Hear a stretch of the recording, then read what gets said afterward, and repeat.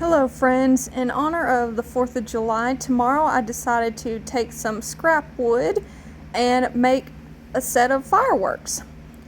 So to start, we're going to take the biggest firework and we're going to paint it with Snow White by Waverly. And you want to make sure to paint the sides as well as the back. And then once that's done, you're going to completely dry it. And I only did one coat of paint. And now for one of the smaller ones, we're going to paint with Ocean by Waverly. Again, only doing one coat. And then for our third one, the second small one, we're going to first paint it with Plaster by Waverly with only one coat, and then making sure it's completely dried. And you'll see why I ended up using Plaster instead of Snow White like on the bigger firework, but it's because the bow that we are going to add to it has an off-white color to it. Okay, now we're going to take some painter's tape and we're going to create the stripes. And then we're going to take our Crimson by Waverly and paint the stripes. And again, same as all the other paint colors, we're only doing one coat. And typically I like to do 2 coats of paint on my projects, but for these I only did one because I was going for more of a worn, age distressed look. Okay, and then once that is completely done, you're going to take your big firework and then take this star stencil that I got from Amazon. We're going to be using ink by Waverly and one of the little makeup sponges, and we're just going to stencil. And one thing that I have learned when it comes to stenciling, if you don't want to have to worry about bleeding, is you want to do the least amount of paint as possible and multiple coats. Once that's done, you're going to peel back the stencil, make sure to dry the paint. And then now, to finish this off, we're going to take a stamp block and some stamps that I got from Dollar Tree a while back, and we're going to stamp on 1776. That stamp block does come in handy. Okay, once that's done, we're going to set it to the side. We're going to take our blue firework and we're going to use another star stencil pattern that I got from Amazon as well. And we're going to take our Snow White by Waverly and another makeup wedge. And we're going to stencil on the stars. And again, for all this, I only did one coat. I typically do 2, but I did only one for this project. Now that that's done, to continue with our distressed look, we're going to take bare wax in the color Dark Antique. And we're going to distress all 3 of the fireworks.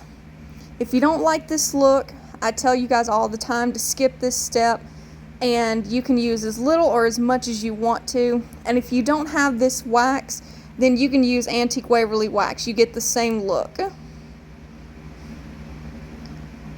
and as you can see here, I'm doing it to all 3 of the fireworks, going all the way around, including the sides. And then once you get that desired look, make sure they're all completely dried. And then now you're going to drill some holes at the top of your fireworks. My husband did this for me before this video. And then I'm just taking some brown jute that I got from Dollar Tree. And then I put a little bit of tape at the end because this jute is really bad about splitting and shedding. So I just taped it up and then stuck that part in the hole. And then I took my black ink and kind of distressed the edges to make it look like the wick is lit. And I did that to all 3 fireworks. Once that is done, you'll see here that I made these bows, 3 patriotic themed bows, before this video, only because I'm not really good at making bows, so I usually do those off camera, but it's just some messy fabric bows, nothing fancy. And I just took some fabric that I got from Walmart, Dollar Tree, and Hobby Lobby.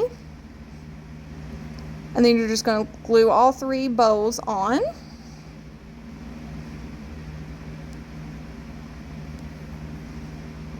And as you can see, I alternated on the stripe firework. I did the star fabric and then, vice versa on the star firework. I just thought it'd be cuter that way. And then I made these pow and boom little tags a while back. I actually made them last year and then ended up not using them. So I'm using them for these fireworks. And to, again, continue with our distress look, I just took the little tags and crinkled them up in my hands. And then I went in with the bear wax again, just because I really like that look. Okay, once that is done, you'll get those completely dried, and then we're going to glue the little tags on the little fireworks. I did the boom on the star firework and then the pow on the stripe firework.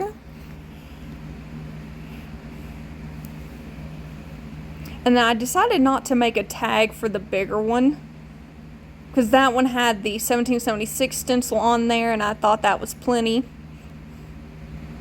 But I just felt like the little ones needed something. Then you're going to take these grungy, rustic bells and stars that I got from one of my followers. And you can also get them on Amazon. And we're just gluing 3 little bells to the striped firework. And then for the star firework, we're going to use a kind of a bigger rusty star. I did all 3 of them different.